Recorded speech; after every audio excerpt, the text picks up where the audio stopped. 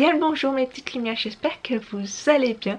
On se retrouve pour une nouvelle vidéo. Cela fait extrêmement longtemps que je n'ai pas tourné de vidéo puisque cela remonte à fin d'hiver 2025. Donc il y a quand même quelques mois qui se sont passés.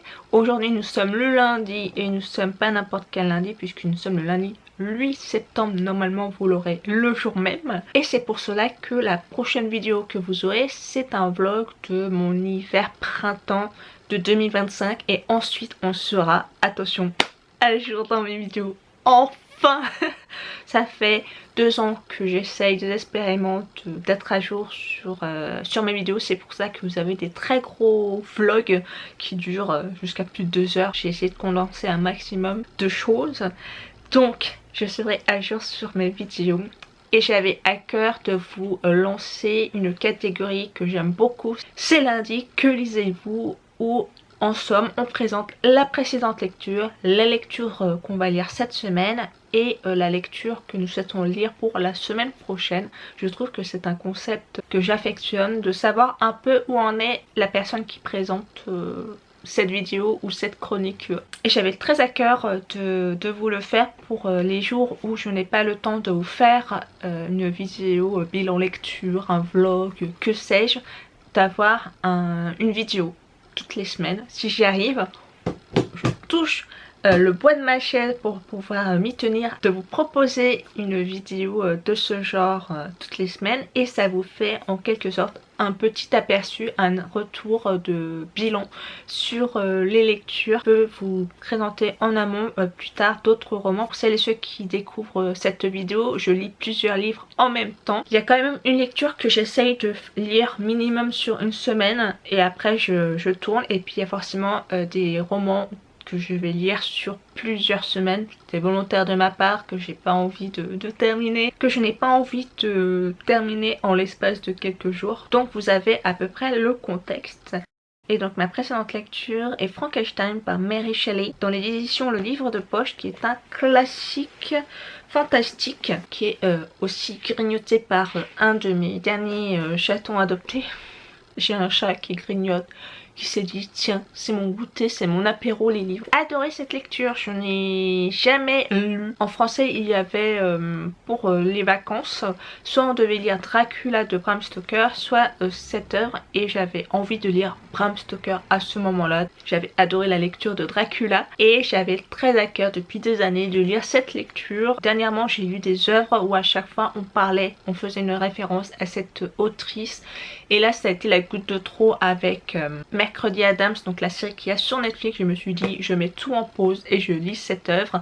C'est ce que j'ai fait et j'ai adoré. Je ne m'attendais pas du tout comment elle allait formuler son histoire, comment elle allait créer son univers, et j'ai adoré. Elle fait au tout début des échanges épistolaires, c'est comme ça qu'on va suivre Victor Frankenstein, donc le créateur du monstre, des lettres de correspondance avec sa famille. Puis à un moment donné nous allons nous tourner dans sa psyché puisque il s'intéresse à l'alchimie.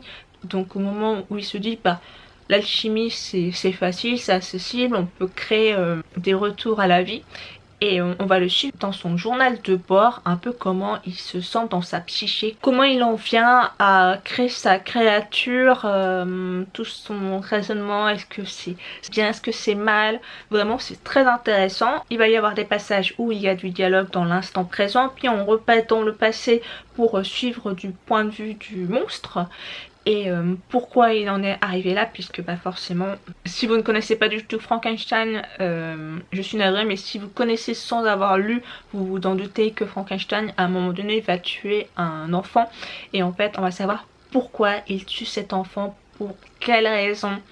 Et vraiment j'adore la manière dont l'autrice elle a écrit ce roman. C'est vraiment poignant, on s'attache à tous les personnages, même si j'ai beaucoup de mal avec Victor, puisque à cause de lui que des personnes sont décédées. Son envie de créer, d'aller plus loin, d'aller à contre-nature de ce qu'il en est, à savoir de faire revenir des vivants à la vie. J'ai vraiment aimer les différents prismes, le fait que tout n'est pas tout blanc ou n'est pas tout noir, que vraiment c'est teinté de nuances, que personne n'est profondément mauvais ni profondément bon, et c'est une lecture que j'ai adorée et que j'ai hâte de lire sous d'autres versions. Et ça fait partie de mes coups de cœur que vous pouvez inclure si vous êtes en panne d'inspiration pour le Pumpkin Autumn Challenge qui est créé par Guy Mosterrier. Ça peut être une bonne lecture, ça peut être une lecture à inclure dans son pack pour pouvoir participer à son challenge.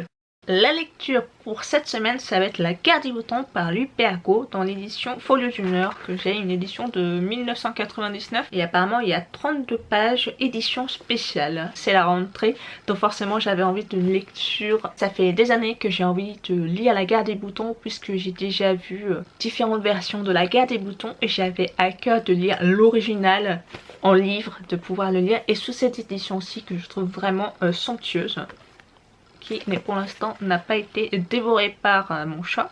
Vous avez forcément des illustrations à l'intérieur. Et en somme, c'est de vraiment suivre deux clans d'enfants qui trouvent les pires, les plus ridicules, les plus grotesques, les plus drôles de façon de pouvoir récupérer les boutons du clan adverse. C'est juste bon enfant, c'est rigolo. À un moment donné, ça part complètement en cacahuète où ils décident de se battre en étant en tenue de Adam. Mais vraiment, c'est des enfants, c'est à la bonne franquette. Bon, et quand même, à la bonne franquette, je sais pas si on peut dire ça, puisque quand même, ils se font mal, hein, ils se donnent quand même des coups, c'est pas non plus rien. Je vois qu'il y en a même un qui a une épée, donc de voir l'imagination des enfants, de comment ils vont récupérer les boutons des autres enfants, vraiment, mais j'ai hâte de lire cette lecture. Et pour la semaine suivante, je vais enfin entamer une longue saga que je me suis toujours dit, que je me suis toujours dit que je lirais au complet et pas seulement juste de lire le premier tome à chaque fois et de m'arrêter que au premier tome parce que j'adore ce premier tome vraiment. Ça fait plus de 10 ans que je l'ai lu, c'est la 4e ou 5e fois que je vais le lire. C'est L'Apprenti épouvanteur de Joseph Delony dans l'édition Bayard Jeunesse qui est dans cette version-ci, puisqu'il y a des versions beaucoup plus petites. Si mon focus veut bien, merci. Donc j'ai le grand format, puisqu'il y a des formats un peu plus petits et un peu plus compacts. Et c'est une lecture que j'affectionne grandement. Et j'ai oublié de vous mentionner que pour La Guerre des boutons, nous sommes sur un classique fiction-aventure, tandis que celui-ci, nous partons sur du fantasy. Et celui-ci, il peut également rentrer dans le Pumpkin Autumn Challenge. Si vous ne connaissez pas les histoires de Joseph Delony, pour l'épouvanteur, il va vraiment falloir que vous y penchiez. Si vous adorez tout ce qui est magie, horrifique, avec de l'amitié, un peu de roman, je pense que c'est une lecture simple, c'est une lecture de douce. Si vous avez aimé l'univers de Harry Potter, vous allez forcément aimer l'univers de l'épouvanteur, puisque justement il y a des créatures magiques, il y a de la magie, il y a des sorcières. On va suivre le fils d'un 7e fils, puisque la profession d'être un épouvanteur en fait, qui donne son savoir à un apprenti, c'est toujours le 7e fils d'un 7e fils. Voilà, ça se fait ainsi et on va suivre les aventures d'un 7e fils qui se retrouve un peu malgré lui embarqué dans cet univers qui est vraiment à la fois magique mais vraiment aussi très sombre. Et mon objectif ce serait de lire 2 à 3 tomes par mois de cette saga pour pouvoir le terminer jusqu'à l'automne suivant. J'espère m'y tenir, mais en tout cas j'ai hâte de le lire. Mais en attendant, on va commencer par cette lecture. Et toi ma petite lumière, quelle était ta précédente lecture? Quelle est ta lecture du moment? Et quelle sera ta prochaine lecture? Et on se retrouve à tout bientôt dans une prochaine vidéo.